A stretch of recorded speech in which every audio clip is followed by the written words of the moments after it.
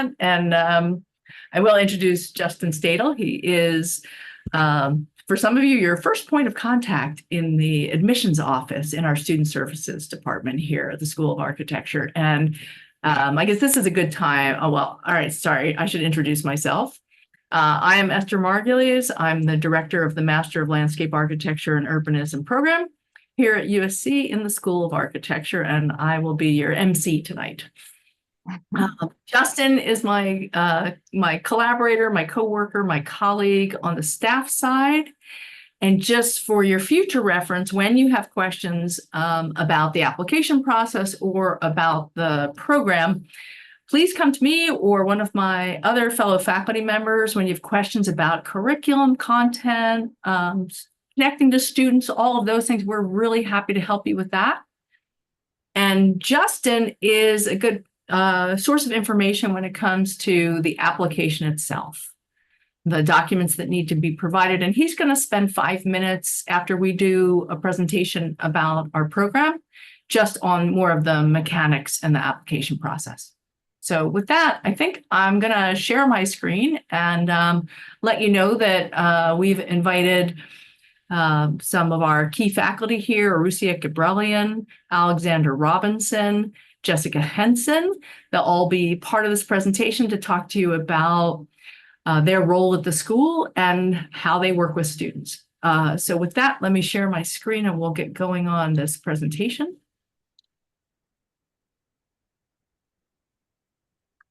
So hopefully you have come here and tuned in this evening for an information session on the USC Master of Landscape Architecture and Urbanism program. If you're in the wrong, well, I actually honestly, like, all of our disciplines are having separate information sessions, and you may be interested in a different information session, but tonight's episode is focused on landscape architecture and urbanism here at USC. We are here on the USC campus in Watt Hall and Harris Hall. That is our area of campus. This is the heart of if you're not familiar with USC's campus, we are close to downtown LA. And this is kind of the most photogenic part of the campus, or the iconic place that people tend to meet in this plaza by Tommy Trojan and Traveler the Horse. But this is pretty much what most days are like here in Southern California on campus. And you can see people walking, riding bicycles, finding various ways to move through our campus. USC is an R1 research university. I'm noticing that I need a little fact check here. In my screen, I'm not seeing my whole slide. Everybody else having this cutoff problem, or is it just? Mm-hmm. Yeah, same issue. Well, I'm not quite sure what to do about that at this point, but what we might, we'll figure this out. But there's a good chance that things on the right side of the images you may not see them, but it's all right. I'm not seeing them either. Anyway, USC is an R1 research university. We have amazing, innovative things going on all the time here. We are 22 units, everything from dentistry to gerontology to spatial sciences to cinema. And that is one of the advantages of our school. Esther, one other thing is, I don't know if this is the same issue for others, but I still see the first slide instead of the research slide. I know, I'm getting it. Okay, great. I just want to say thanks, Jessica. I just want to say a few things about the university in general. Its diversity, the cultural life here. We are like a small city within a city with 44,000 students between here, and we have a separate health sciences campus. But so this is a large cosmopolitan university. I mentioned that it's an R1 research university.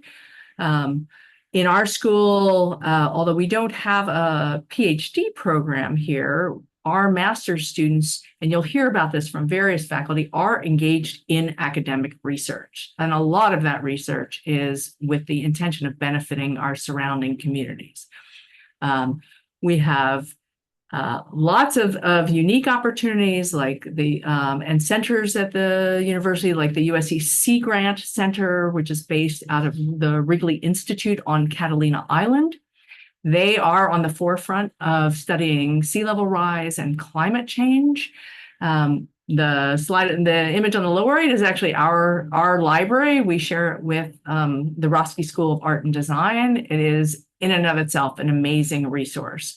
If you're interested in research, and I would say that anyone who's curious about anything should be interested in research about answering the questions that you want to know answers to. We are a fantastic place for that. The School of Architecture, as I mentioned a little bit earlier, we have 4 disciplines within our school. It's actually multiple programs of 4 general disciplines: architecture, landscape architecture, heritage conservation, and building science. And one of the fantastic opportunities here is to study across those disciplines. So if you're interested in a certificate in sustainability, you will take courses from building science experts. If you're interested in architecture, we have certificates in architecture, studying with faculty in architecture. And then there are the courses where you are mixed up with students from all disciplines at once. And we also have integrated, actually, Alex might say a word about his integrated studio this semester, where we have architecture and landscape architecture students working together on a very interesting project. But about our program specifically, we believe deeply in solving, I got to make this thing, it's doing its thing. In arriving, what we are focused on is design, but design that we base on evidence-based research. I would say we pretty much don't do much of anything in terms of our design work, and we think that design research is the way to arrive at creative, innovative, climate-positive solutions.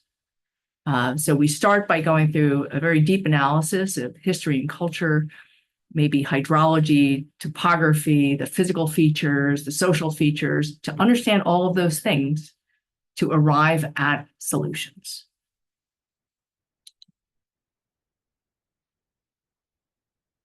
That design work starts in, let me just run that one more time. It's a little quick.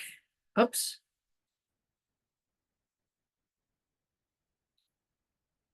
The design work starts in the first semester. It's not something that we prepare for. I mean, some of the 3 years may seem like a long time, but we begin with design, with making, with fabrication, with drawing, with model making, with all of that creativity starting in the very first semester. And that first image that you saw is actually, I took that picture yesterday in a midterm in our first year studio, where students already, after 2.5 months, have a capability of physical modeling, of drawing, of representing a language of landscape, where some of them started with a degree in humanities, a non-design degree, and they are already operating at an amazing kind of professional level. This image that's on the screen right now is from a 3rd-year student from their final design research studio. This happened to be in around Tulare Lake. Their instructor was Allison Hirsch, who is one of our tenured faculty in our program. And this is a great example of really thinking deeply about, in this case, agriculture, water resources, environmental justice, social equity, alternative solutions for the crisis that is actually happening right now before our very eyes in the Central Valley of California, and very creative solutions as part of coursework here. So now I actually really want to introduce you to our faculty, and I want you to hear from them about what they're about and how they work with students. So we generally have about a dozen faculty members, a core full-time faculty, and then part-time faculty that come from many different firms, practices, and other places in and around the Los Angeles area. Some of these people are operating at the top of their fields, and we are very lucky. And the reason why we can do this is because we're in Los Angeles, where we have an amazing community of landscape architects, thinkers, and academics. I asked Alex Robinson to kick this off to share with you more about what he's doing. And Alex, I'm going to stop sharing and let you share the screen now. Great. Hang on. And am I muted or not? No, we can hear you. Okay, great. Hi, everyone. Yeah, so I'm Alex Robinson. I'm associate professor, and I teach a variety of things, and I work on a variety of kinds of research. I'm going to share just a little bit about my research and tell you a little bit about how you might be involved in that. But I'll just quickly say that I'm also teaching in the construction sequence. I teach topographic design. I teach performance systems. I teach in the core studio sequence. I'm teaching a studio right now on Ventura County's Point Mugu Naval Base with John Southern, an architect, and we're using AI, we're using climate change models, we're looking at sea level rise. It's an incredible and interesting site, the biggest salt marsh in Southern California, highly threatened by sea level rise, and also there's a naval base right on top of that salt marsh. But let me get into the research, and I just echo Esther's comment about the opportunity that Los Angeles provides. This is an amazing place to do research, and an amazing place, I think, to be a student, interacting with advanced landscape architecture research, because we have really interesting, world-class problems and opportunity to create kind of world-defining solutions. And so one of those is the Los Angeles River. So you're going to see that that's definitely a big topic for us.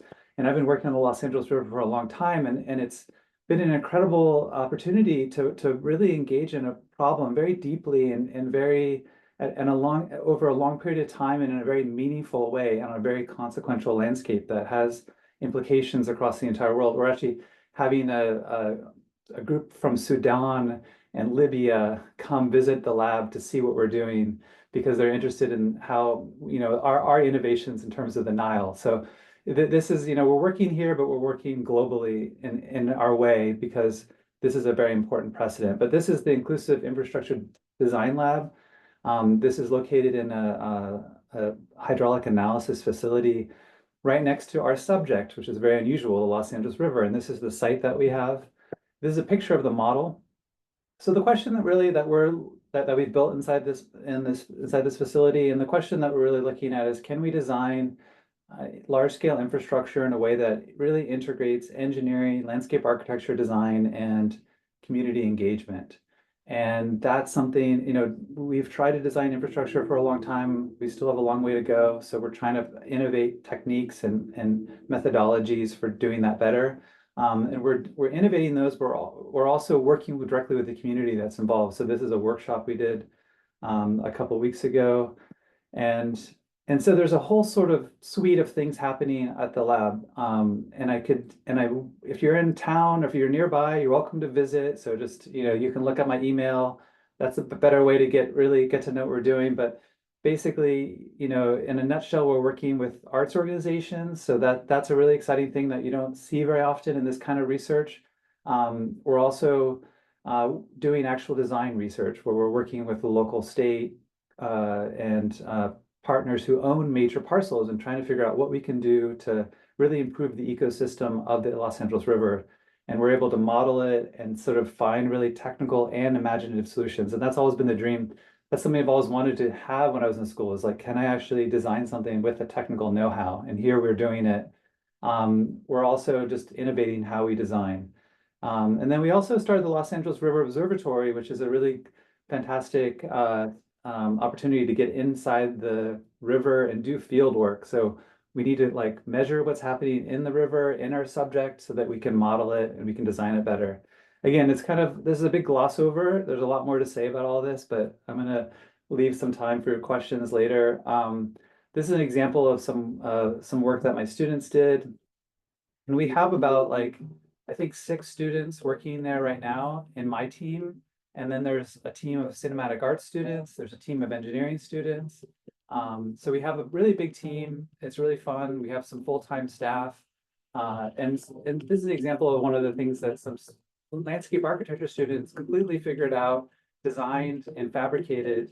And it's a set of pick and place vegetation that lets us represent vegetation in the model and sort of represent it, you know, in terms of what it looks like and make it an interactive display and engagement, but also represent the hydraulic implications of vegetation. So we can figure out how much vegetation can we put in the Los Angeles River, and in a way, sort of make a planting plan, make figure out how much nature-based solutions we can fit inside this really intense infrastructure. And the process is kind of like making cookies or barbecue brushes. I don't know. It was sort of fantastic thing. And this has been a really amazing way to engage the community and get them to understand the hydraulic challenges we have here. And I would just say that, like, one thing I think that really is special about our program in this place is that we are deeply embedded in these communities, and we're able to achieve things that are, you know, like at this large scale in these really advanced kinds of research, achieve these kind of small scale moments of intimacy with our subject, with our community. So this is a workshop we did recently. We built a portable model, had a lot of kids coming there. We're bringing this to different events.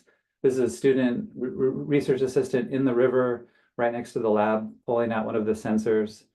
And then we also are integrating the lab and the tools into, you know, studios. So this is an advanced design research studio where we were playing with the model and using it to, you know, prototype different river designs, and they also worked on the large scale model. And then lastly, kind of at a totally different scale, I do a lot of work on the test plot initiative at USC. And so we built test plots all across USC, all across the LA County, including 2 at USC and 1 on the Wrigley campus. And it's a community stewardship native plant restoration project where we do it. You know, we sort of figure out our design and we do it all in 1 semester. And then with that, I'll pass it on to the next faculty. Unless Esther, is there anything else you want me to talk about? I'm open for questions. And again, if you want to come visit the lab, please let me know. Great. Thanks. I can jump in. Hi, everybody. My name is Jessica Henson. Good evening. Great to meet all of you. I think one of the cool things about our department is we have folks like Alex that are full-time and leading research and teaching. And then we also have folks like myself that are working in the field as practitioners and then also teaching part-time. So I'm an associate adjunct and I teach the 2nd year core urban design studio. I'm a landscape architect and certified planner and partner in charge of the LA studio of Olin, which is a landscape architecture, urban design, and planning firm. We have offices in LA and Philadelphia, and you can see some of our crew here in LA on this photo. And you may or may not know much about Olin, but just to give you a sense of projects, Olin's sort of legacy from projects like the Getty in Los Angeles to the Washington Monument, to the Metropolitan Museum of Art in New York. I'm not sure how to advance the slides. Just tell me when you're ready. Oh, sure, go ahead. Next slide. To Bryant Park in New York City. And then next slide, in California, working on projects like the Google campus, the Apple campus, Angels Landing here in LA, working on projects in Cupertino, Silicon Valley. Next slide, and have had a big history locally, working on several different things right now, from the LA Convention Center to a couple of years ago.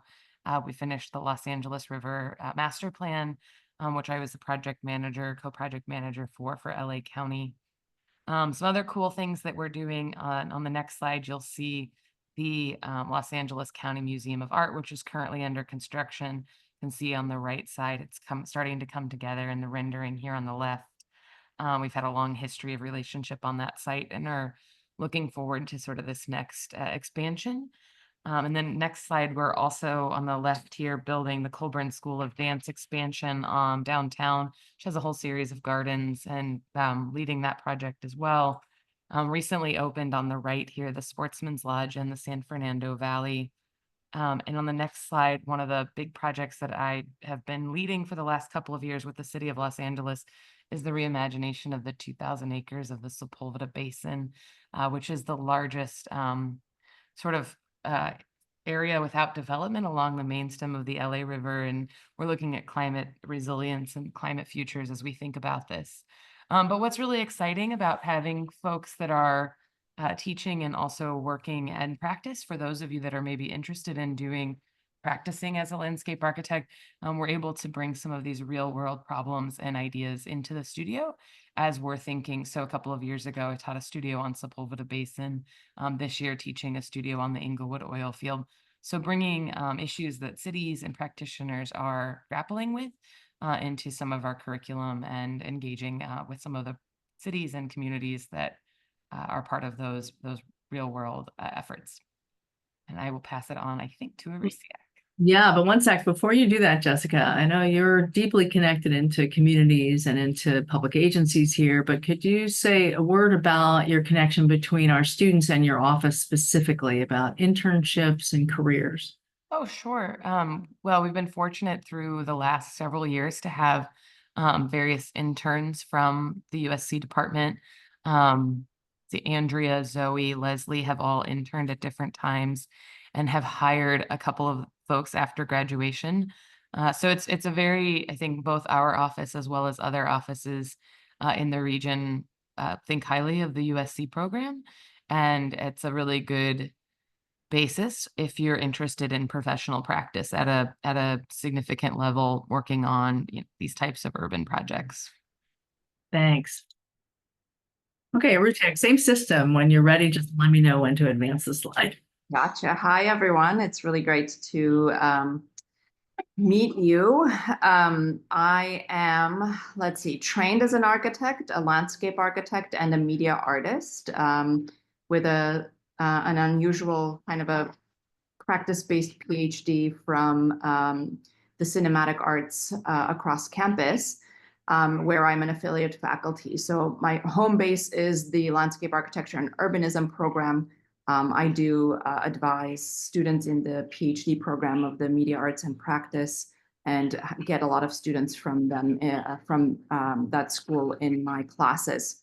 I also direct the Landscape Futures Lab, which is a kind of a platform for climate innovation and imagination on campus, which I set up during Zoom when I couldn't forward my own research. So the only thing I could do was essentially connect with others on campus that were doing interesting work. And I brought them on as kind of affiliate faculty and have gone after grants with them and some collaborative projects, which I'll talk about in a second.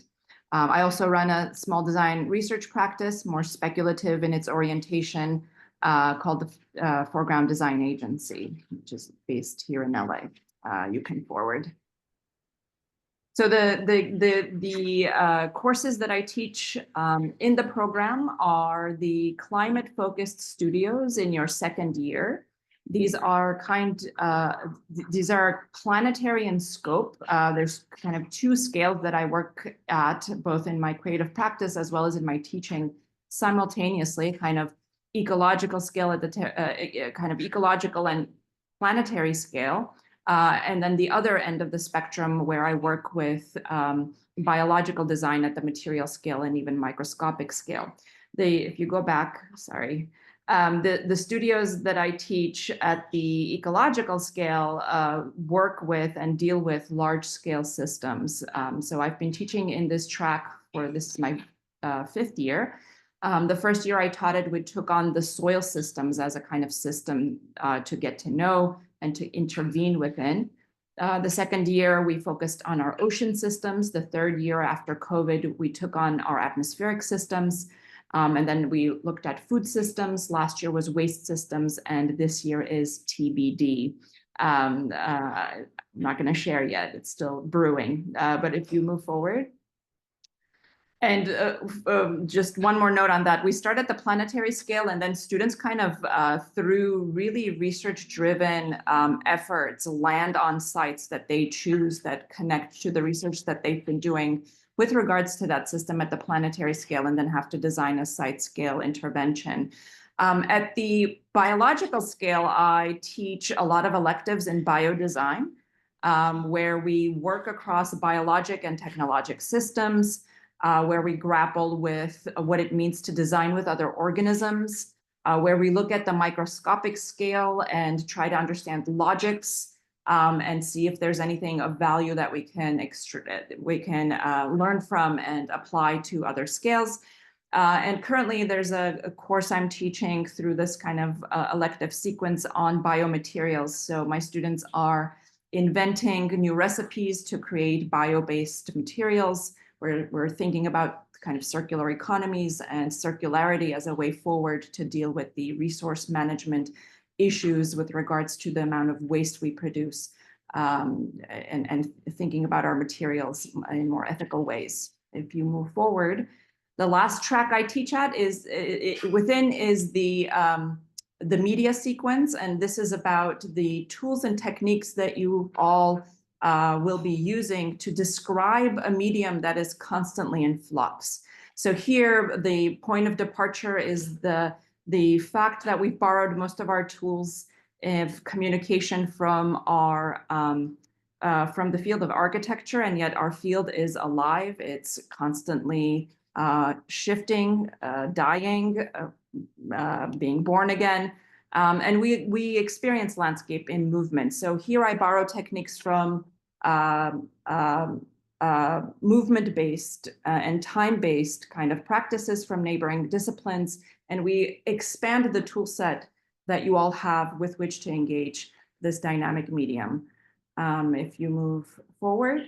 So the lab that I run, that I mentioned briefly, essentially gives me a platform to explore some of the more speculative threads in my own creative practice and see if there's any value for applied research in some of the more experimental methods that I develop in my creative work. This is a full-on student-led initiative. What's really incredible is I have a team of 6 students who really kind of lead the design efforts of this lab and are fully and highly engaged in all the research threads that we develop here. You can explore the website if you're interested. We do have an exhibit coming up at the Alta C, where we'll be showcasing some of the grant funded research that we've executed in the past couple years. And what's really incredible is that not only do students get experience in conducting research, but the dissemination efforts as well. They kind of are co-authors on papers. They are co-authors on these exhibits. And one other thing that I'll mention, the next slide is the kind of a screenshot that I grabbed from that exhibit that we're putting together currently. The students are also designing the kind of way in which one will experience this exhibit at Alta C. But another thing that my students do really incredibly well in is through the coursework with regards to publications and awards. A bunch of them have been published in various different capacities, have exhibited their work at various different venues, and have gotten a lot of awards. And that's just remarkable to see students do so well in these tracks that we both teach and the research platforms that we offer them as faculty. Thank you. And I'll just say a little bit more about what I'm teaching and a little bit of research that I'm doing. And I want to also share, I have a couple other hats that I wear other than the director of the program. I am a professor of practice, meaning that I am a practitioner. I'm a licensed landscape architect. I also happen to be an LA area planning commissioner, so I'm very tied into what's happening in the city. And I'm the co-founder of an organization, a nonprofit known as LA River Arts. So all of us here, I mean, I think you've heard already from Jessica, from Mariciak, from Alex. I mean, we're all doing lots and lots of interesting things. And all, I think one common thread through all of them have to do with hands-on making and thinking about this climate that we're facing and really thinking about innovative solutions at all scales. I tend to teach in the more some of the more practical and professional preparation courses. I teach the course on construction materials and documents, but I want to stress that, and you'll see when we talk about curriculum in a few minutes, you know, a lot of this learning is actually happening out in the field here in Los Angeles. So this was a project that we went to visit. It's a Sasaki new park down in Wilmington with last year's graduating class. I can't stress enough how important it is to be outside in the landscape, actually observing how materials come together and then looking at their documentation. We had a set of drawings that we were looking at the same time that we were seeing what the project actually was. And then I also teach the professional practice class, which helps students to really focus on what they're looking for after they finish their studies in our program, create relationships with many of the great offices that are in Los Angeles, and understand a bit. I like to say our students are really kind of plug and play when they're finished here. You are ready to enter in an office. Part of that comes from your experience in an internship while you're a student here, but you come into an office knowing how it works and ready to start moving into a leadership position. And we see that with our students. They don't spend a lot of time in the lower rungs. They're successful and advanced to where they want to be. The research that I'm working on, and this is actually kind of unusual in our school for a non-tenured professor to be engaged in research, but I found an opportunity with our public exchange to be involved with faculty in the Dornsife College, specifically in earth sciences and spatial sciences.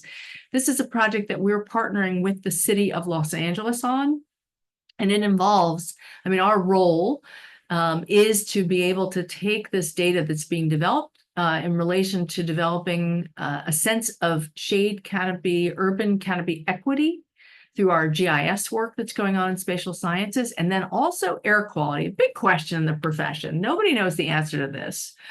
Which trees are actually most effective at removing pollutants from the air? And I will tell you, there's all kinds of anecdotal evidence. And I just heard an interview on the radio yesterday with mayors from all over the country talking about the importance of trees in absorbing pollution and how they're busy out there planting them. But I guarantee you, they don't know which ones are doing it most effectively. And we're doing that research here at USC. And our student Ron Liu is here. We're out in City Terrace. We're moving around the city. We're actually on the ground, seeing what the on the ground conditions are. And then trying to understand what are the regulatory restrictions, the obstacles to providing good shade canopy in our neighborhoods where it's most needed. And one other aspect of this that I think is super interesting is based on tree inventory data we have from the city. We are actually providing greater understanding of what our urban canopy is. Which trees in which locations, and especially in the areas that need them most with vulnerable populations, are actually really high value shade trees, and which are not. So this is actually the good slide. These are the species that are actually like high performing, good quality shade trees. And then I've got another very depressing slide that shows a whole range of trees that have been planted over the last 20 years that are very low value trees. And it tells us something about how decisions are made and whether people are actually thinking about the value of shade in the extreme heat that we're experiencing more and more of. So that's the kind of research we're doing. And Ron Kun is working with me this year. I've had a student or two every year, whether it's making physical models, taking this inventory data and making it into something that we can gain more knowledge from, engaging with communities and workshops. We're all over the map doing all kinds of things. Allison Hirsch is the former director of the program and one of our core faculty members. She's actually on a fellowship leave this year. She's at Huntington Library doing work on her research area, which is the Landscape Justice Initiative and social justice and environmental justice in the Central Valley of California. This is, for those of you not from California, this is where your salad comes from. Most of your vegetables in the wintertime are grown here. There are extraordinary issues of groundwater depletion, land subsidence, labor issues. Talk about extreme heat. They have all of these issues and more in the Central Valley, and great potential for restoration and biodiversity and all the other things that we care about in our program. And so Allison leads that research. She also does work locally in Compton, in Willowbrook, with all kinds of community groups and initiatives, grant fund and otherwise. Again, she's working with students on her research, all looking at these issues locally and regionally and across the state. often students or applicants have questions about our curriculum. What is it about? How is it? What is it focused on? How might it be different from other similar programs? Well, I say one of those things is we do believe strongly in getting students out in the field. And from the very beginning, we start off our curriculum with a pre-term workshop. It has now become a tradition. We have a transect where we walk. Well, actually, we drive now. But we start in Malibu up in the Santa Monica Mountains and work our way down across the coast in Santa Monica to really experience all of the various ecologies and cultures of the Southern California coast. This year, we did kayak down the LA River. We had actually nobody swam in the river this year, which was, I think, a little bit novel. We had everybody turned into an expert kayaker by the time we were finished. And we take that field learning, and Alex has led this actually for a long time, up until this year, in the first semester. We really want to utilize all of the resources that we have at USC. And the Wrigley Institute is located here at this cove on Catalina Island. We bring our students over.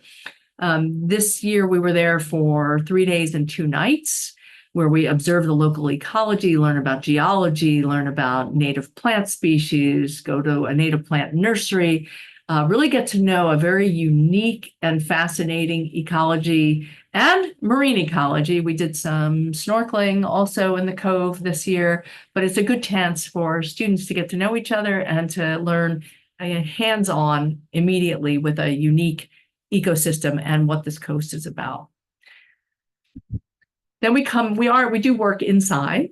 This is where we begin to do some skill building and understanding of spatial dynamics through modeling, through drawing. Rusiak showed you some of the drawings that her class makes, really experimenting, exploring these visual communication techniques. Ecology is a fundamental part of the curriculum, starting with in our curriculum, a kind of we have a few courses. One is we do look at global ecology.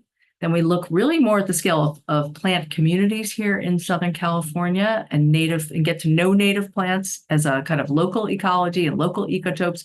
And then the final course in that sequence is more of looking at bringing this to climate change and solutions, what we call applied urban ecology. How do we actually design and benchmark and measure and know that we are moving forward with climate positive solutions? Intermixed among those courses are the technical courses, and we mentioned the media courses and the construction. You saw my slide about the construction sequence. Alex teaches another course called Landscape Construction Performance. All of these lead to technical competency. Media spans from the very beginning of introductory drawing, modeling, and visualization through Shun Lu's course, which is Architecture 639, a second-year spring course, moving into Rhino, Grasshopper, other kinds of applications that really are using state-of-the-art methods for big data crunching and synthesis of lots of different kinds of things. I haven't really mentioned the history theory sequence, which is taught when Allison is here. She teaches in that sequence. Peter Ekman, who will be publishing a book on post-war urbanism this spring. We care deeply about the history of this place and what landscape has meant globally over time. So that's part of a fundamental part of our core curriculum. I have on the screen here 2 curriculum diagrams. The 3-year sequence, which I think most of you are here, this would apply to you, outlines the areas of curriculum over the 3 years with a total of 96 units. Anybody who's here tonight or in the future who's looking at the advanced placement, if you come into the program and are accepted into the advanced placement sequence, it's basically a similar curriculum and you move through it with your cohort. It's just that we want to eliminate and reduce redundancy of courses you have, things you have already mastered, knowledge you already come in with. And on both sides, there are elective courses which allow you to explore courses at the graduate level across our university, which is, again, a kind of unique possibility. And then finally, we have a sequence specifically for students coming in with a Bachelor of Architecture degree.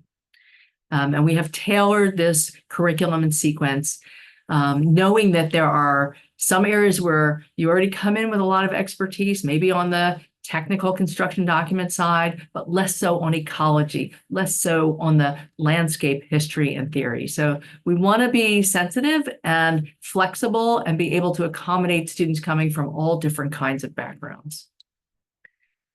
Our school, our program has another unique opportunity, which is concurrent dual degrees.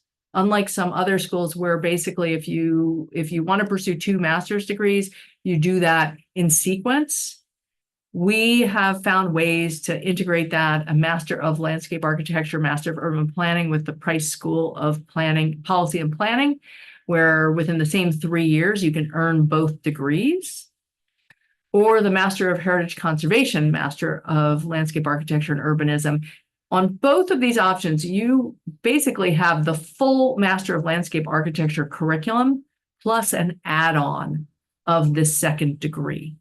So you have all of the professional preparation. As Alex mentioned, one of the big advantages to coming to USC is learning in Los Angeles. It is an amazing array of many, many ecosystems, ecotopes, cultures. There's no other place with the richness of arts and culture and the contact with nature. I mean, you can see we're right behind the famed Hollywood sign in the Hollywood Hills. You can see downtown from there and vice versa. There are many opportunities. Although we're a huge city of 4 million people and all the things that big cities come with, your ability to get into nature is immediate. Actually, it's just up the street here. Another great reason to come to LA and study at USC is our connection with world-class firms and the people who teach here. Our part-time folks, our full-time folks are actively engaged in practice. They are leading the way here, and our students, we have an annual career fair. We see our students joining firms all over the country, and many of them stay in LA. Often sometimes they do go outside, but they're finding work, finding great career jobs in the offices that surround us. And lastly, LA is the place to be for the next 4 years. There is a tremendous amount of projects that are happening with some of the finest designers in the world. Sorry, Jessica, I'm showing the La Brea Tar Pits and Page. This is actually next to your project at LACMA. This is Weissman Freddy. This is a significant project, but because we have LA Olympics coming in 2024, we've got the FIFA World Cup. We're one of the locations for that in 2026.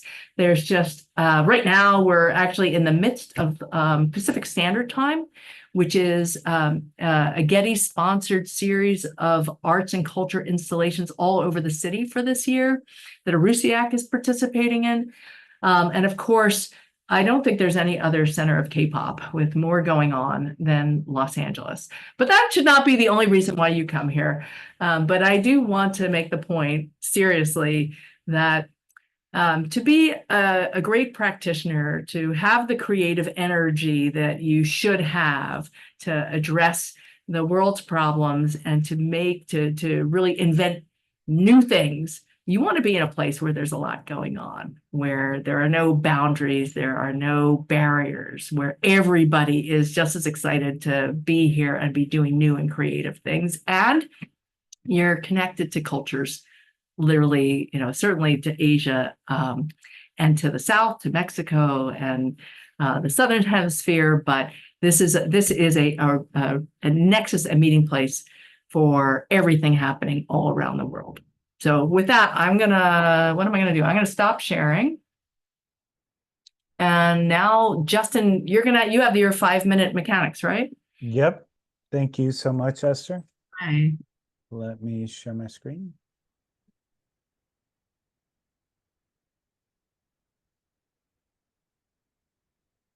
All right. Can you all see this? Great. Okay. So Thank you all for coming. My name is Justin Stadel. I'm the person who you're going to be talking to when you start working on your application and submitting it. In fact, if you've already started your application, I have already reached out to you, or I will be reaching out to you pretty soon. That's a great contact point in case you have any questions about the application or little bits of nuance that you want to go over. I'm happy to talk to you about that.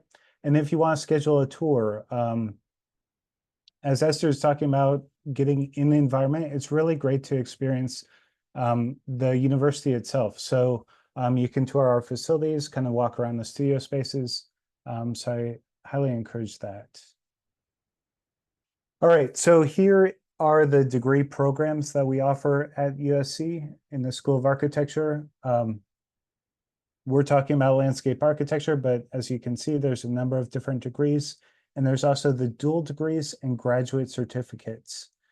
If you're applying to a dual degree, keep in mind that you automatically receive a fee waiver for your second degree. So I'll drop in the chat some of the links for the fee waiver website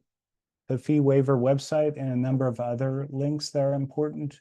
But keep in mind that if you're doing the dual degree, you only need to essentially pay for one application. Also, the graduate certificates, if your intention is to get a degree, then you don't need to apply for a graduate certificate in the application phase. You can come to our academic advisors once you're enrolled and talk to them about participating in a graduate certificate. If your whole plan is just to get a graduate certificate and not to do a degree, then that's when you would do a graduate certificate application. So for your application, that application is broken up into two parts, essentially. You have your USC CAS application, which is the main website or application platform. And that's where you submit all your personal and basic information, your education history, things like that. The other end of it is the slide room application that you get to through the CAS app. And in there, that's where you submit your portfolio. You also submit your letters of recommendation, personal statement. There's also a section where you submit kind of a 30-second to 60-second video where you talk about a project or interest. It's a new addition to the application. It's a great way for you to kind of humanize your application. So getting a little deeper into the mechanics of this, in terms of your application or your transcripts, I should say, you can submit those a number of ways. The most common way of doing that is to scan or take a picture and PDF, translate your official transcript into a PDF and then upload it onto the CAS app. You can also submit it through a paper application, but that needs to come directly from your school. So you would essentially reach out to your registrar's office and they would submit it for you to our offices. Again, I'll put in some links in the chat when I'm done. And then the third way is to go through a third-party transcript service. So that would be like Parchment or National Clearinghouse. And they essentially send an encrypted transcript to our offices in central admissions. I recommend just doing the situation where, especially if you already have your official transcripts, to scan it and upload it. For international applicants, you may have additional requirements depending on what country you're applying from and also what school you went to. So for a lot of international applicants who are not taught in English, you would need to send in translations and things like that. So there is a link that I'll put in the chat that show you exactly, depending on where you're applying from, what country you're applying from, what additional requirements are needed. Letters of recommendation. So we require 3 letters of recommendation and we accept up to 5. These recommenders can be academic recommenders or professional. Keep in mind that if you are applying to a dual degree, like say Master of Heritage Conservation, what you have to be aware of is that that application process for MHC is all on the CAS app, whereas portfolio-based applications like landscape architecture have the slide room application, and that's where you submit your letters of recommendation through the slide room platform. So if you're also applying to MHC, for instance, you would also have to reach out to your recommenders through the CAS app and ask them to fill it out also through that portal, essentially. One thing to keep in mind is when you're submitting your application finally after you've completed your portfolio, we do not consider it complete until we have all of your letters of recommendation. So make sure that your recommenders have submitted their letters by the deadline that you're aiming for. So if you're aiming for the priority deadline, please make sure they're submitting it before January 3rd. Merit scholarships and financial aid. So we do offer merit-based aid based on your portfolio and your whole application. So that includes your letters of recommendation, personal statement, and everything. The whole application is looked at holistically. So, so please keep that in mind. There are other avenues of financial aid through the greater USC, I guess, university. We have what's called Scholarship Universe, where enrolled students can get on that website and look, essentially do a scholarship match of everything that they may be able to apply for. It kind of matches all of your qualifications with scholarships that are available through the university-wide scholarship pool, and then also a greater search outside of the university. So I will also put that into the chat, but just keep in mind that you can't really access a lot of it because you don't yet have a student code, but it's a good way of just checking it out. Deadline. So our priority deadline is January 3rd. If you're listening right now, obviously, please try to get your application in by January 3rd.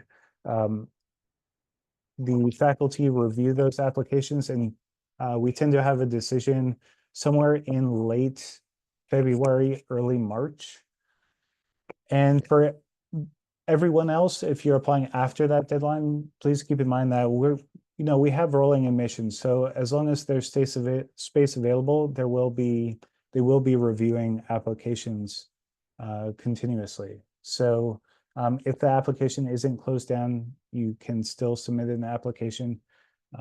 Just get that in as soon as possible, because admission and then also funding is really tied to that. Again, here's some information. I'll put it in the chat so you don't have to take a picture of it. But you can always get a hold of me at stadl@usc.edu. I will be getting a hold of you if you start an application in the USC portal. One thing before I close is that we're also having some follow-up events going on pretty soon. One thing we're hammering out right now is a portfolio overview. So if there are questions, more in-depth questions you may have about your portfolio, that will happen probably in mid-November. I think we're around November 14th is what we're thinking. So keep an eye out for that. I'll definitely be reaching out to you with more information about that by email. But with that, I think that's it. Yep. Thanks so much, Justin. Hold on. I'm just putting a little note in the chat. If you prefer to ask your question in the chat, feel free to go ahead and type it in there and send it to us. But now this is your opportunity to ask us anything you want. You can find out when Jessica's birthday is, or you can ask, actually, we have Shun is here, who's on our faculty. She's our AI expert. That is actually the subject of her dissertation she recently finished, and a fantastic presentation that she made at the ASLA annual meeting. But, we're open to any kind of question you have. So feel free to unmute and ask us a question. Oh, yeah. Thanks, Jess. Mhm.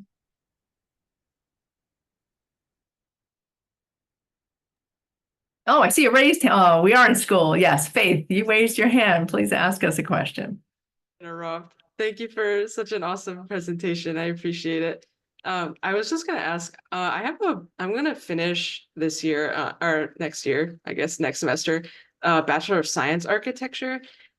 Which track would which one should I apply to? Justin loves that question. He calls me once a week to talk about it. And here's how we've decided that we're going to help you to figure that out. First thing is, we only want you to apply to one of our programs. Okay. Please don't apply to both, like thinking maybe I'll split, I'll have better odds. What we've been talking about is, if you are finishing a studio-based undergraduate degree, meaning you've had studio for 4 years or 5 years, or, that should be the minimum. Go ahead and apply to our 2-year advanced placement program. We will evaluate your portfolio, your transcript, your completed coursework. What we're looking for is we're trying to figure out, are you ready to jump into our program in the second year? Knowing that what we do in the first year, I would say, show us what you got. And what we're really looking for is, like, do you demonstrate some sensitivity and knowledge about site design?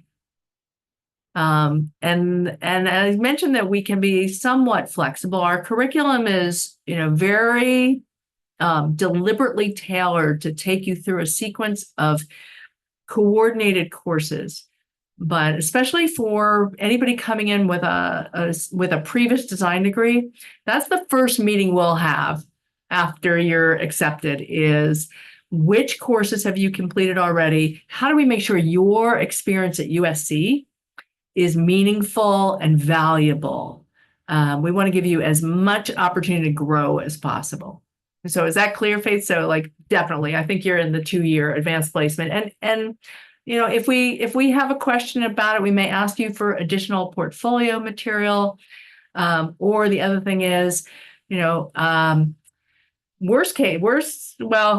you're most likely, if there's any question in our mind, we'll recommend admission to the 3-year program, and then, we can talk about that too. Okay, awesome. Thank you. That answers it. I see a question in the chat. Let's see. Question from Sarah. Let's see. Portfolio. This is why we're going to have a whole nother session just on portfolio. Okay.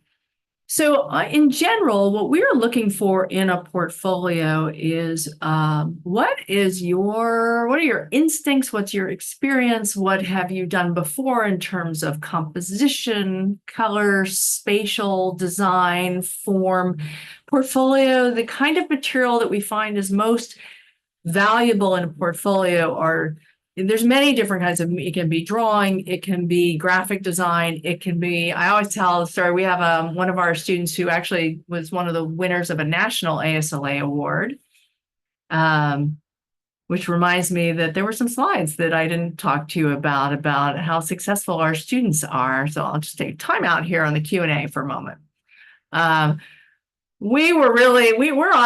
USC is on a run here of momentum of 2 years of multiple national ASLA award-winning students.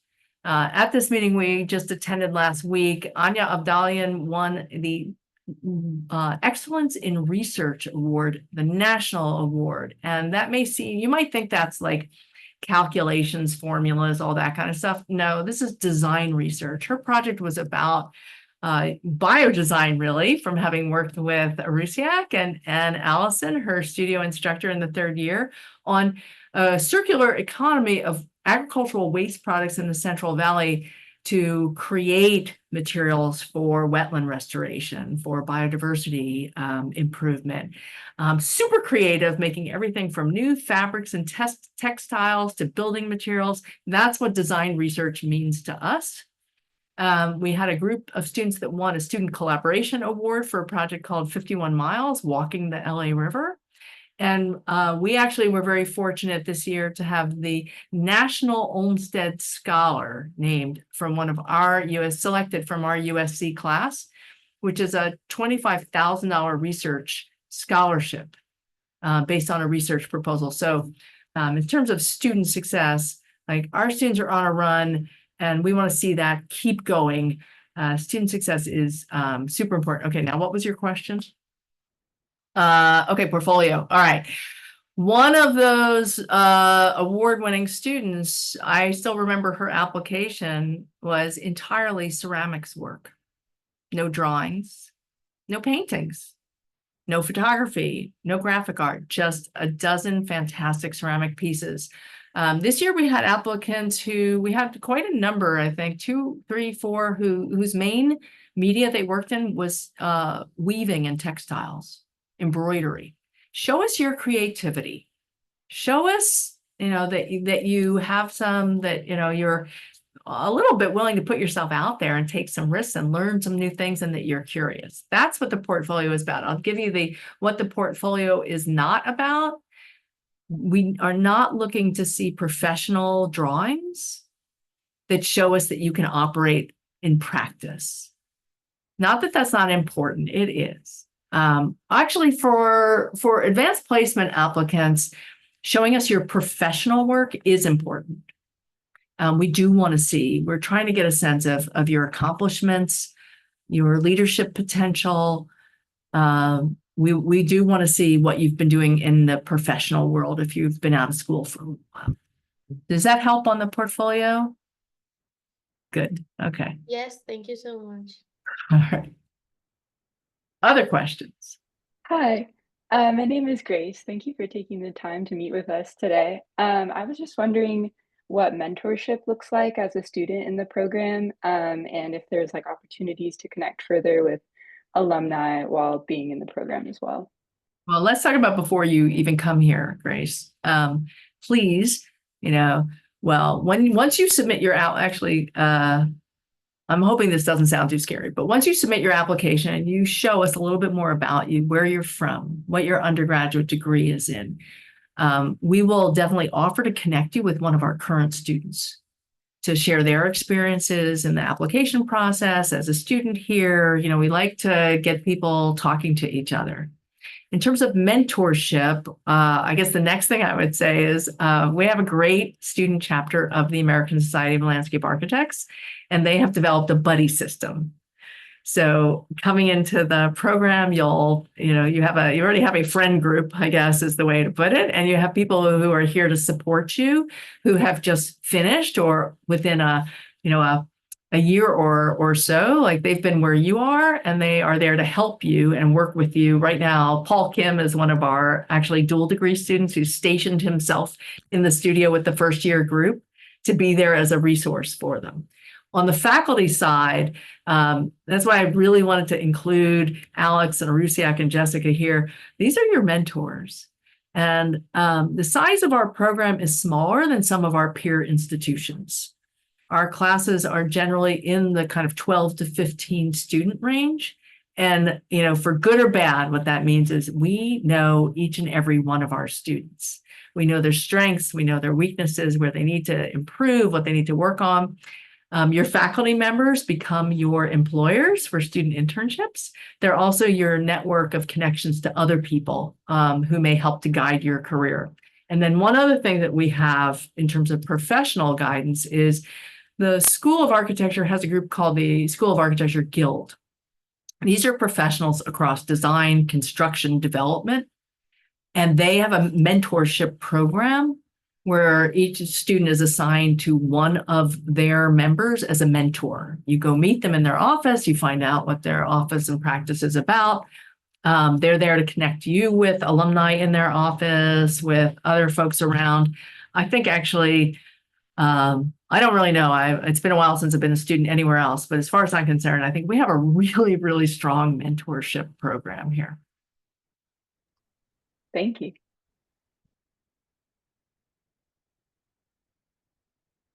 Other questions? Anybody have questions about what LA is like, or other aspects of USC? Or you can ask, sort of practical questions, or more questions about the curriculum, or anything else you like.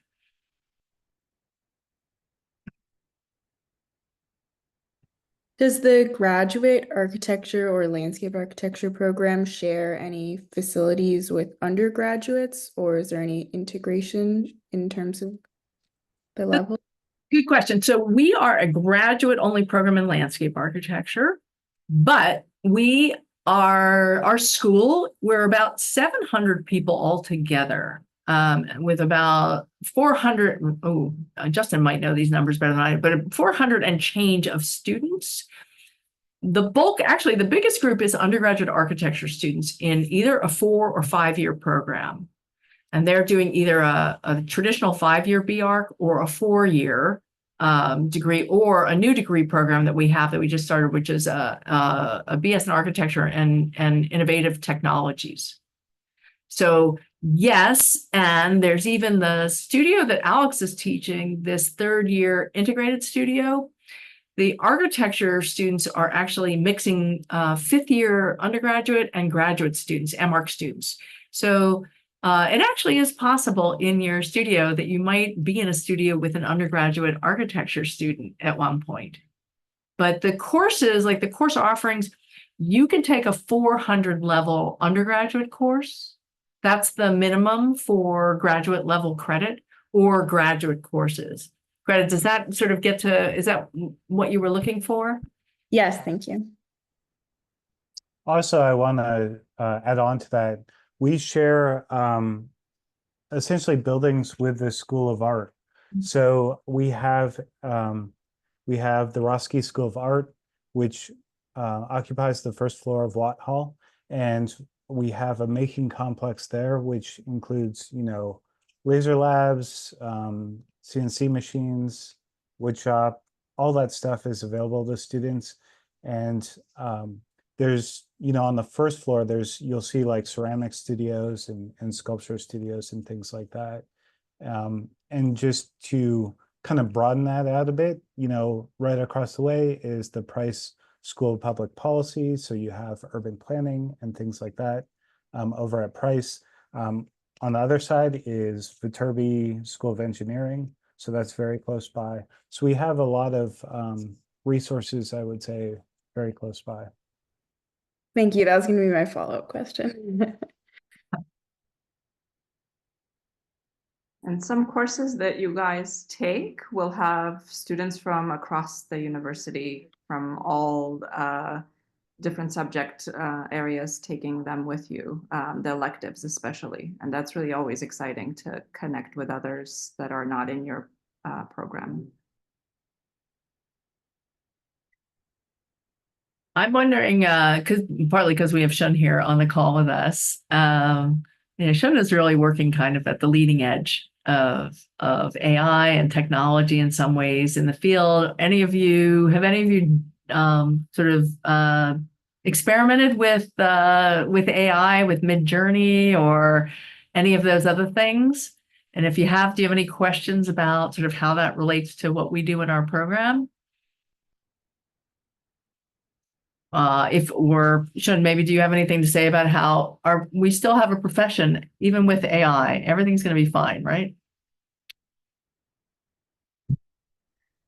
Yeah, here we are also teaching students with, well, not too much, but spending like about 3 weeks, experiment with the image generations and how you can use AI to streamline your workflows, using it for like alternative rendering method for making drawings, and also for design inspirations. And there also students are interested in like exploring the quantitative aspect of AI and how AI can bridge the quantitative analysis with image generation. Yeah.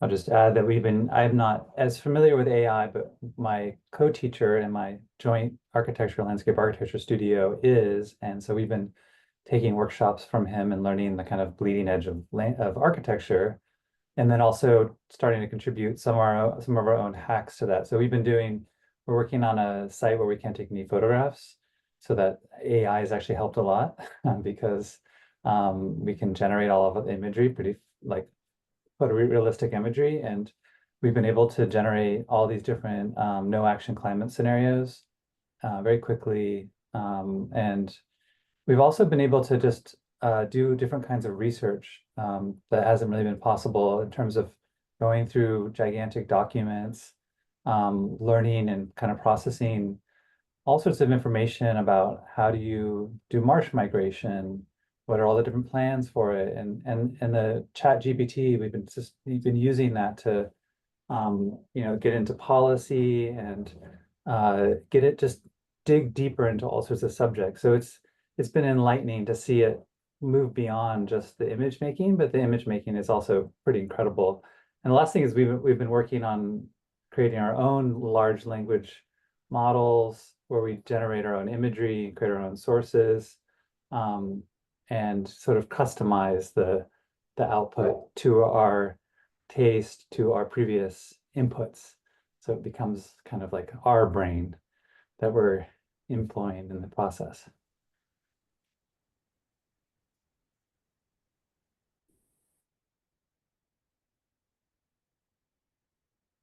I'm kind of curious about what's motivating you to, like, what do you think I'm kind of curious, like, what you think landscape architecture is and why you're motivated to pursue a graduate degree. So, feel free to chime in or put it in the chat.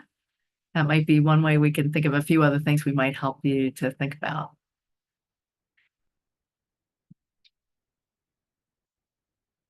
One of the courses that I neglected to mention, I really should have mentioned it, is one of our more recently developed courses is our GIS for landscape architects. And that's a faculty member who was trained as a landscape architect with a landscape architecture degree, who is an expert in GIS in the Spatial Sciences Institute. This is a course that the name of the course is actually GIS for landscape architects, but I keep thinking we really need to change the name of that course because the architects really need this knowledge. This ability to work with data is so powerful. It really is a game changer in the profession. And we shouldn't be hoarding it as landscape architects. We're not the only ones. And I see it across the school. Larry Scarpa, who teaches here, one of our architecture faculty, an award-winning architect in practice, he has really adopted, partly from doing some integrated studios with him, he has fully embraced GIS and has his architecture students engaged in using it. I think I also saw another one of our architecture faculty members who practices at Gensler, a huge firm here in LA. The architects are beginning to come along and understand that working with communities means you really have to know a place and you have to understand the demographics and the infrastructure and all of that data that comes along with that. And they're beginning to appreciate what folks in spatial sciences have been doing. As if you're familiar with GIS and you know Esri as the company that produces ArcGIS and all those tools, started by a landscape architect, headquartered right here about an hour away in Redlands, California. We have really great relationship with the folks there. So this is an excellent place if you are really interested in big data and big scale planning. We've got great shared resources. Okay, I see a question here. Let's see, this landscape studio at UVA. Yeah, I mean, that's one of the things I would say, Faith, is people who get a taste of landscape architecture coming from another design background.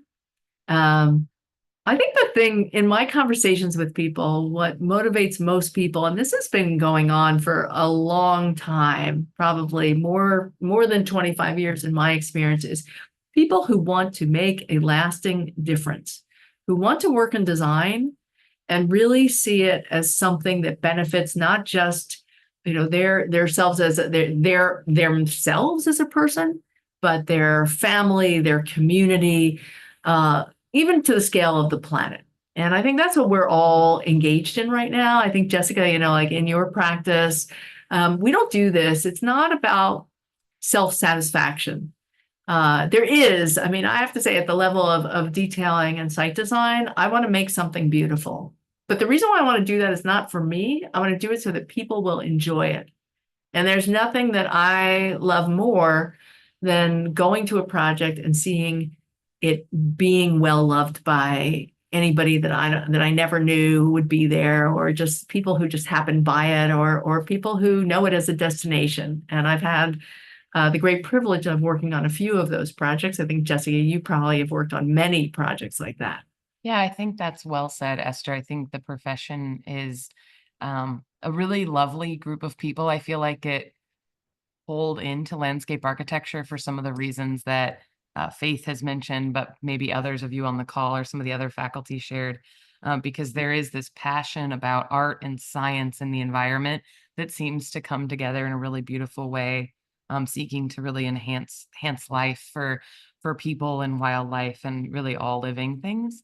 And so I think I always say that landscape architects are a little bit happier than architects. I'm not sure if it's because like we also get plants and trees as part of our toolkit, so it brings some more joy into our lives. But there is, I did a bachelor's of architecture for my first degree. So similar to you, Faith, I became interested in landscape architecture while sort of interloping into a class for landscape architecture. Mostly because at the time I needed a credit, a history credit. And I was like, oh, look, that doesn't look so bad. Or this is like 25 years ago in the story. But after taking it, I, similar to Faith's comment, fell in love with the discipline and felt that it brought together what I was really passionate around, design, but also the environment and how those things came together. And I think that's a really strong aspect of our program at USC. And Esther mentioned this before, with the different options to you available as how you sort of put together your electives or your journey. There's opportunities to really dig in on the research side or with one of the faculty, with Alex, with Esther, with Arusiak, or, to also do internships and other things that help you position how you really want to practice. And I think to Esther's point, you will be well known in this department. So if you want to be like an anonymous graduate student in a giant room where nobody knows who you are and is not concerned about your future, you should go somewhere else. This department is definitely really hyper focused on each student's interests and passions and how those come together.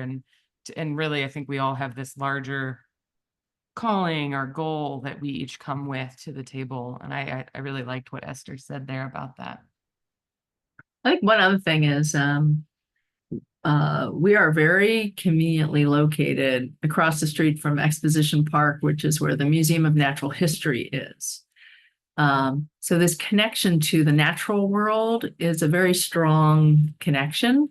I mean, we like to think of our campus as being kind of centrally located, where you could take the train from our campus to Santa Monica and be at the beach in about 40 minutes.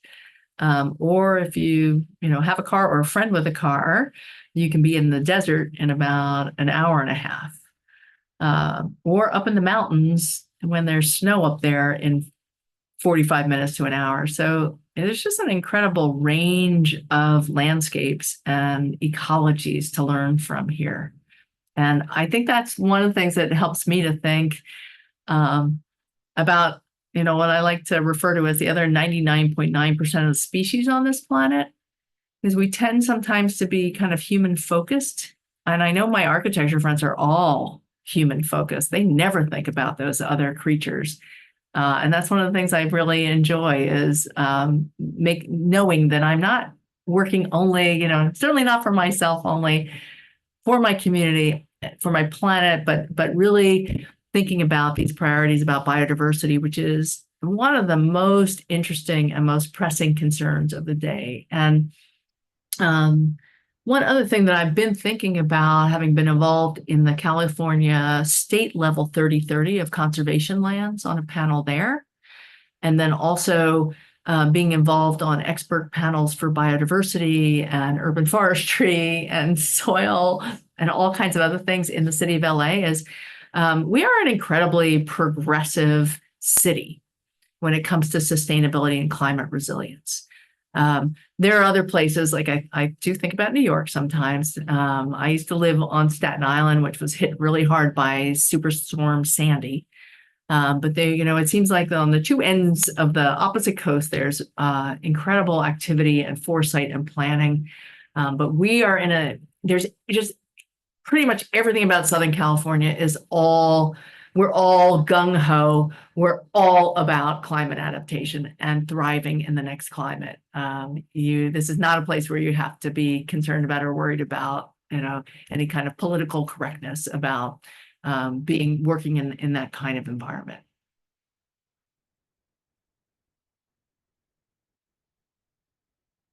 One thing I was going to add, Esther, when you were talking about GIS earlier, I think that class is phenomenal, that we are able to offer it. I don't think very many departments have something comparable. A lot of departments will kind of send you to another school in their university to teach you mapping at the entirely unuseful way to a design process. Or they will have a class taught by somebody that's not an expert. So I do think that that's a piece of the curriculum that's developed in the last few years that has actually helped. I know for a fact, several of our recent graduates get pretty stellar positions. And in fact, a partner at another firm in the city recently said to me, oh my goodness, we hired this graduate. I'll leave out their name for now, but we hired this graduate and I am so impressed. We had this issue from the county we were trying to resolve. And I was like, I have no idea how to even begin that in GIS. And this new graduate that we just hired was like, that's easy. I can do that. And the next day was able to come in with the GIS output work. So I feel like that's a really powerful way that our curriculum is bringing together research, urban design, different tools like that. But I certainly don't want to also, in saying all of that, underestimate the ability of the faculty as formal designers too, because we have an incredible history and present of that capacity in both the landscape department, the architecture department. Some of the most significant architects, I don't just mean significant architects regionally, but of the world, are graduates of the USC School of Architecture. So that's the network that you really get to join as well as the folks you're meeting on this call.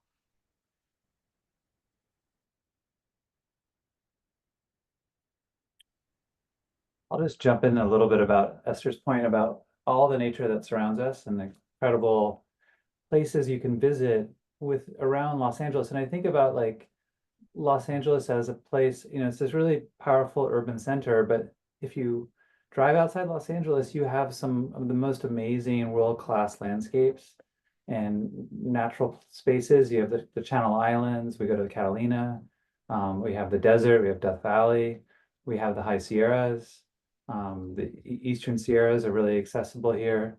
All sort of world-class, incredible places to get inspired about what landscape should be. And, just the kind of natural state of things that can really inform how you become formal designers or city designers.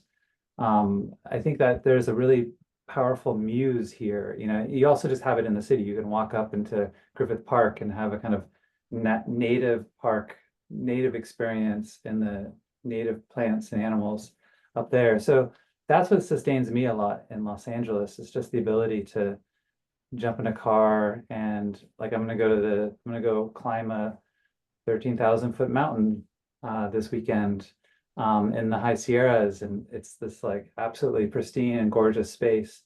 And then on Tuesday, I'm taking my students to Catalina Island. We have a boat that goes out there every day 5 days a week. That is, and like we have an incredible facility there. We're working with the Catalina Conservancy. They're growing endemic plants. We're going to plant this test plot we have there. And of course, we're going to experience going out to the island and all the beautiful landscapes along the way. So it's a really like it's a metropolis of incredible wild spaces. And I just lastly plug that I teach a summer course or a Maymester course where we take a road trip with the Center for Land Use Interpretation, which is an incredible organization, which you should check out. And we drive through the American West and visit all these incredible places. Like the first night we spend is in Michael Heitzer's double negative piece of land art. We also go to the Spiral Jetty. We go to double negative. We go to sun tunnels. We also go to the Bonneville Salt Flats, like really bizarre, unusual, inspiring landscapes, and the Bingham Copper the Bingham Copper Mine outside Salt Lake City, and we visit with local artists and organizations that operate in the hinterlands. And I'm also an expert on the Owens Lake and the Owens Valley. So we really get out there and engage with all these incredible landscapes around us that I think really distinguishes our place and also distinguishes our practice, because we're inspired by these really amazing primary sources, not just, the same old kind of imported English and Italian landscapes that came to the East Coast and that really define a lot of the landscape architecture design that there. We have a kind of primary source that's really special. Yeah, you can't stop me talking about it whenever I get a chance. So I am sort of, if you need a guide for any of that, I'm available to tell you where you might want to go. I want to just dwell for a moment on our heritage conservation program that's here, right down the hall from my office here. This is the only master's degree program in heritage conservation on the west coast of the U.S. And we have opportunities for a dual degree if you are very serious, or a certificate in that program. But when you want to tell the story, they are all about telling the story of people and place. And they have a podcast they put out called Save As. You can find links to it on their website. But in we think of every landscape is a kind of palimpsest. There's been generations and multiple histories and stories told on that landscape and by the people that live there now, or we just observed Indigenous People Day. Los Angeles is a fascinating place to study Indigenous people and their practices to guide us in the future. But our heritage conservation program, the faculty, the work they're doing is unprecedented, unequaled. And we have them as a resource. People can help us with our work in landscape architecture, or you can take their Fundamentals of Heritage Conservation course to learn more about their process and how they work. Wow, we have an international student from Ghana here. That's very exciting, Bismarck Sam. Okay, no formal background in design. Well, that's what our 3-year program is all about.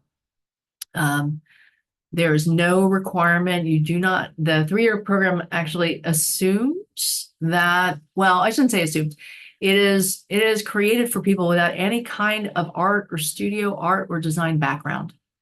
We have history majors, we've got communications majors, we've got business majors. Sometimes there are people in related fields like environmental design or environmental science. But we really have developed this program to make sure, we are really striving for equity. And the way that we see it represented is even in this review we had after just half a semester, where students who are coming in without any kind of design or art background, formal design background at all, maybe producing work at the same level as a student who came in with a previous degree. That's, I think, speaks to the talent and the value and the ability of Arusiak in the media course. And this semester with Sarah Swansea, who happens to work with Jessica. This is, that team of people all working together with the students to bring them up together is really working. I used to think that happened kind of by the end of the semester, and I'm seeing it happen, even now, even faster. That they're all learning to communicate kind of at an equal level, regardless of the background they came in. And then I think there was a second part to that, Esther, about funding opportunities. Okay. So Justin was, very, very informative there about our merit scholarships, which is based on indication of academic and professional leadership and achievement. That is one source of funding. And I do want to be kind of honest about this. We're not a school that has deep pockets and resources in terms of scholarships for graduate students. And this is different than in an undergraduate application process where you may have applied and have presented to you a package of financial aid. We have some students who do take out loans for their education. What are our tools? Our tools are we can assist, or we provide ways of helping out, A, through the scholarship, B, through class assistance positions, which are part-time positions. There are also ways in the third year of the program, in the 3-year program, certainly through internships in the summer, and then it is possible to kind of manage your course load so that you do have time in your third year to be working part-time during the semester.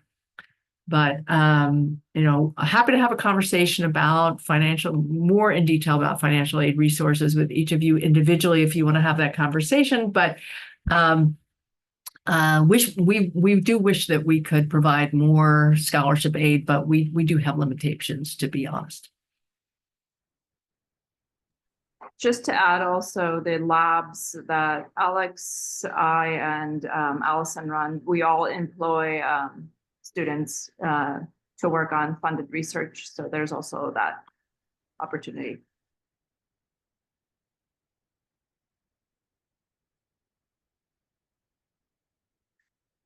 Well, I guess I'll ask, put out there one more time. Any last questions? We're at 7:08. So I think we're getting close to, I think, our predicted end. I see We one have, more. yeah, one more. It says, adding to not having a formal background, would you say taking an art or basic design class would be beneficial before I enter the program? Okay, so here's what I would say is we'll talk about for if you don't want to wait a month. I mean, it is, Justin, it's like almost a month until our portfolio information session. For many, okay, just to dispel any panic anybody's having or anxiety, like the portfolio is typically the piece of the application that most people have a question about. There are if you've taken or produced artwork in your undergraduate classes, even going back to high school as a hobby, those things are appropriate for portfolio. They don't necessarily have to be finished, well-constructed pieces, but you do want to put your best foot forward. If you don't have anything of that nature, then yes, since the application is due in January, you still have time. Like that might be for somebody, that might be a good way to develop portfolio material is to take an art class somewhere, and the work that's produced in that class becomes your portfolio work. This is another thing that I think it's hard to have a conversation about, like sort of with a relatively large group of people.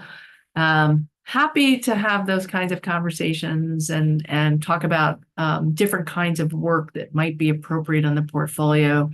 But I would, one thing you can, something that is very low cost and easily available is just go out and start doing some quick sketching.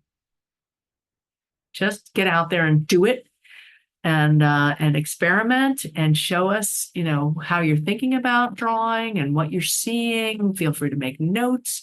There's no, it's not, this isn't about trying to create something that is perfect.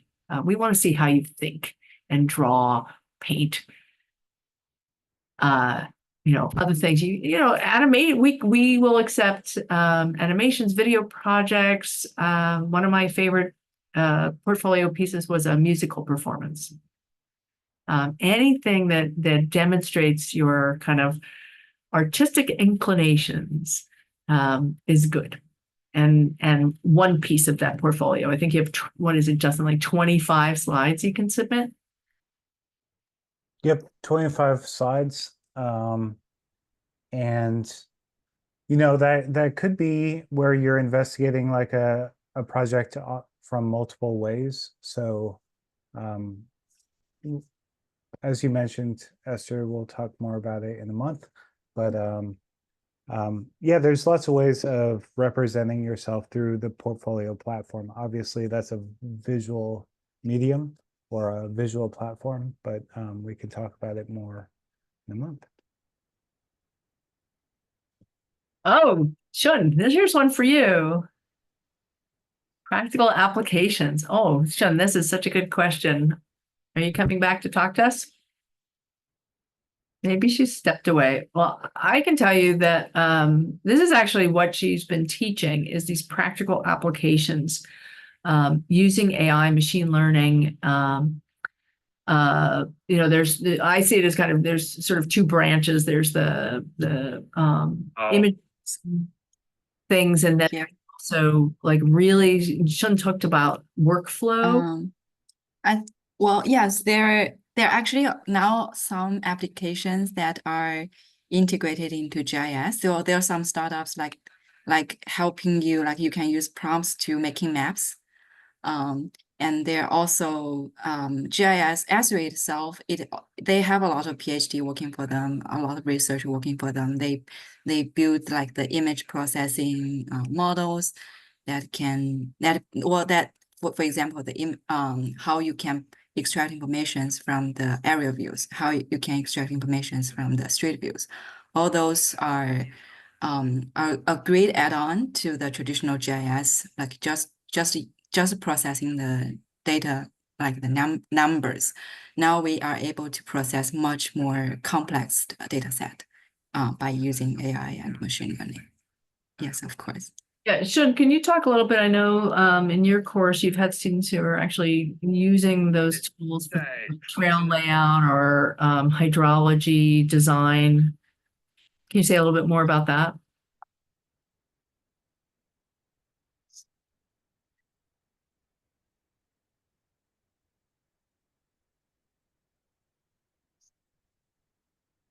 Shun, if you're talking, we're not hearing you.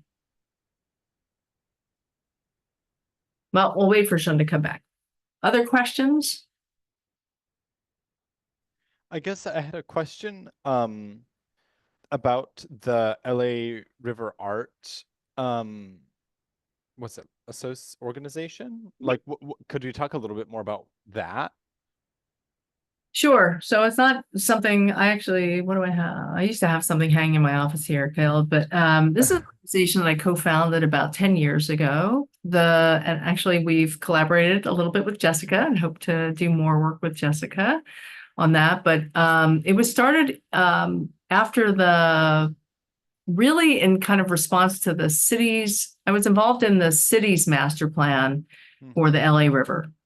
And noticed that in the city plan and subsequent county plans, there was very little attention paid to public art. And I grew up in Philadelphia, where we have fantastic and beautiful sculpture and other artwork as part of the river experience.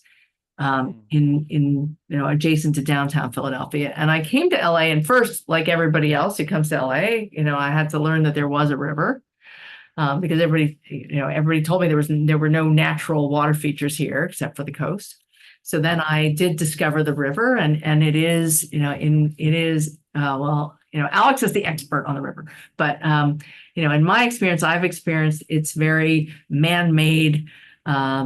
U.S. Army Corps of Engineers, get that water out of there as fast as possible. Concrete experience with, but still, like, there's something magical about the low flow channel as that water just speeds down there to moving upriver into Frogtown, where you actually have natural bottom. And it seems like all of those are things that should inspire and spark meaningful public art to enrich people's experience. What I kept feeling like was we're drawing people to the river. And back when we started this 10 years ago, isn't that long ago? I actually started working on this in 1997, to be honest. But 10 years ago, we formed this organization as a nonprofit to try to work with public agencies, private developers, anyone who's willing to listen to us to try to expand public art in the engagement with the river. And we've done that through a series of installations. We did one called 10 Feet, where we explored the kind of 10-foot right-of-way that is provided along the river, how that can be maximized and utilized in the experience of public art. We held a series of art talks where we invited people who have been engaged in street art, architecture, other forms of art in the river over the past 50 years. We're beginning to see this with major projects like the 6th Street Viaduct, which is in itself, I think, a piece of art, but the park that's happening underneath it has public art that will be associated with it.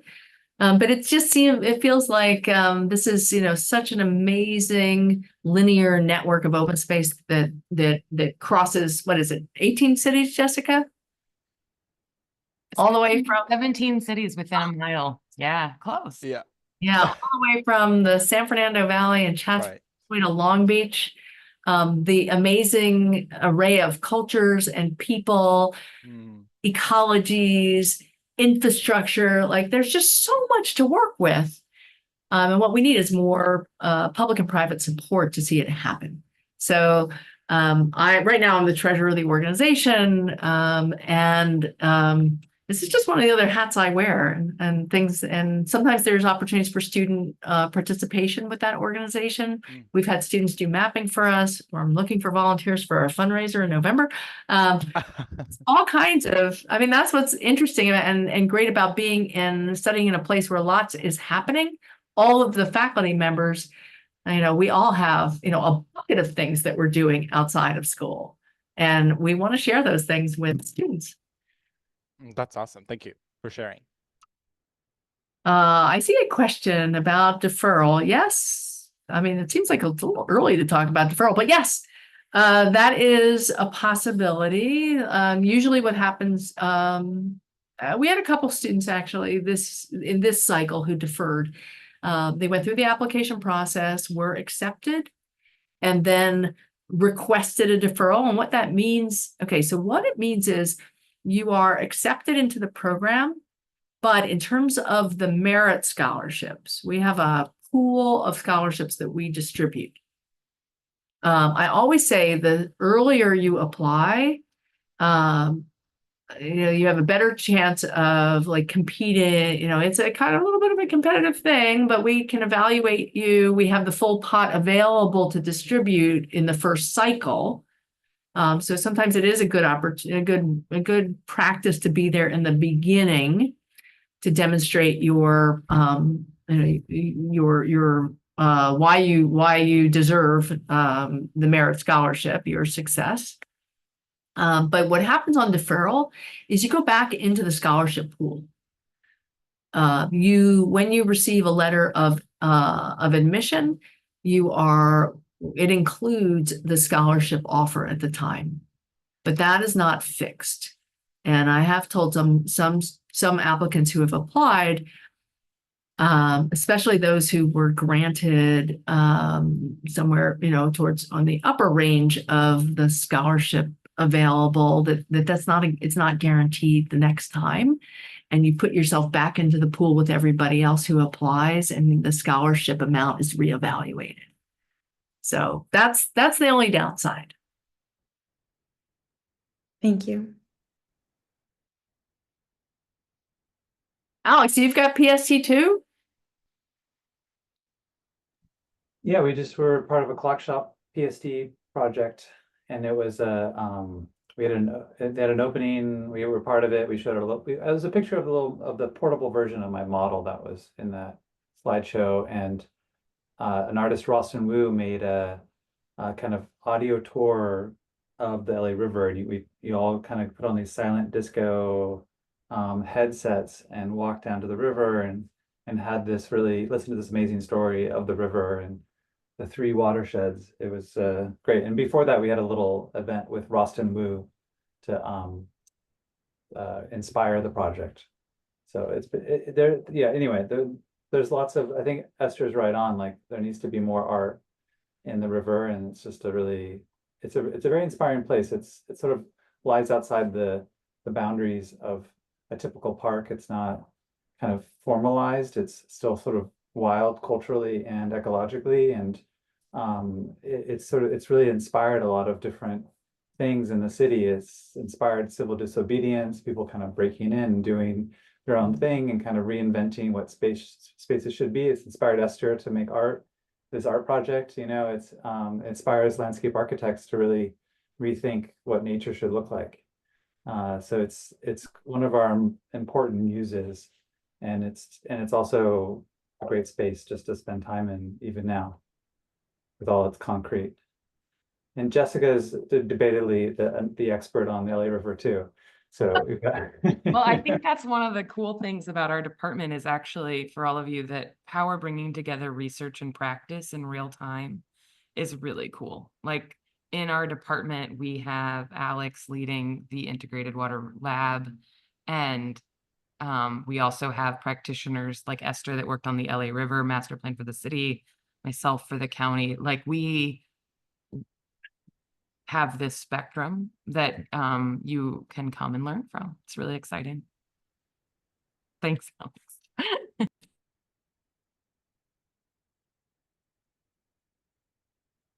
Parking lots. That's such an interesting question. I'm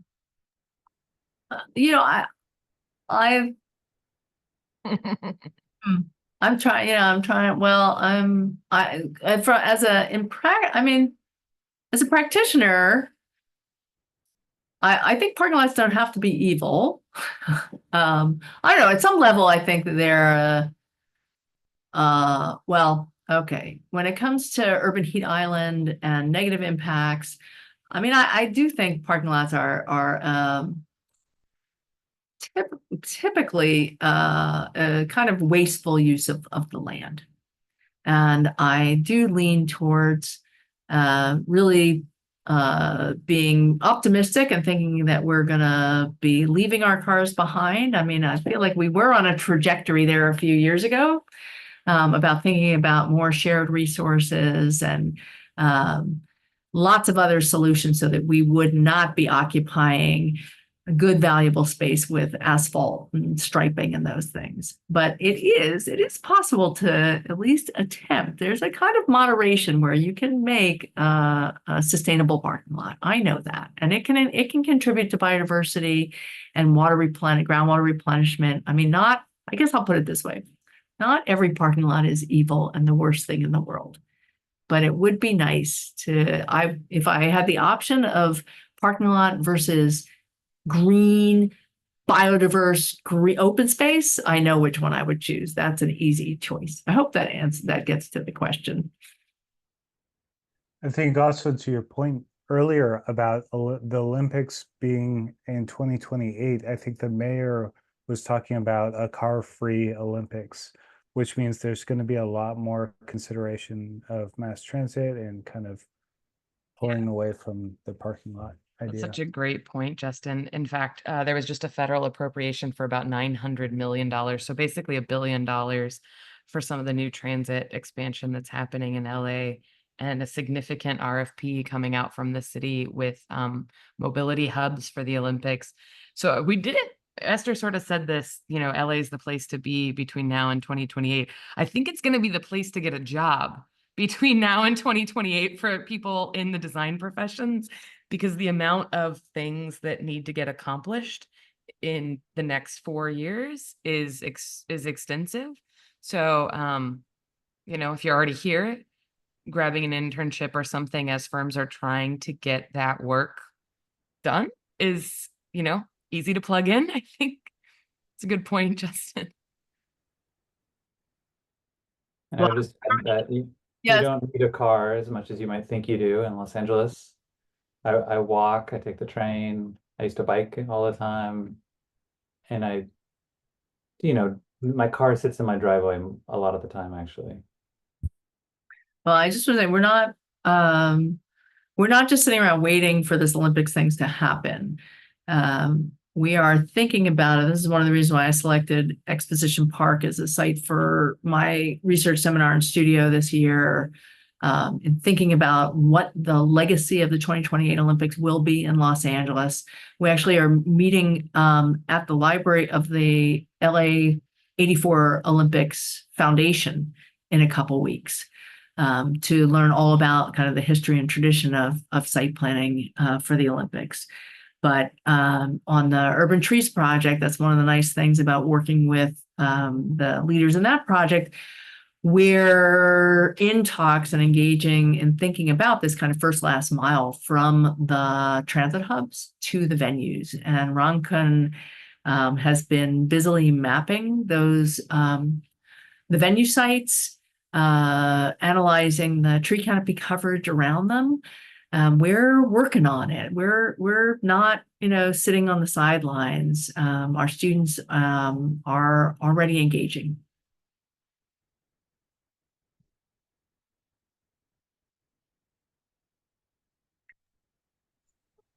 Anything else from anybody? Well, with that, I think I'll just I think you've met some of our faculty, not everybody, but a few key folks, and you've had a chance to meet the man behind the email, Justin Stadel. And I hope we leave you with the impression that we are easy to talk to. We want to talk to you. Don't be intimidated. And we want to help you through this process. And happy to talk to you. And any further questions you have, please feel free to email, or as I think Justin said earlier, or Alex invited you all to come to his River Lab, which is always a very generous invitation. And we'll repeat the invitation. Come on over to USC if you're anywhere near here. And happy to give you a tour and let you see, show you around, show you what's going on here. Thank you. Thank you. Thank you so much. Thanks, everyone. Great to meet you. Bye. Have a great night. Bye. Day ahead. Thank you so much.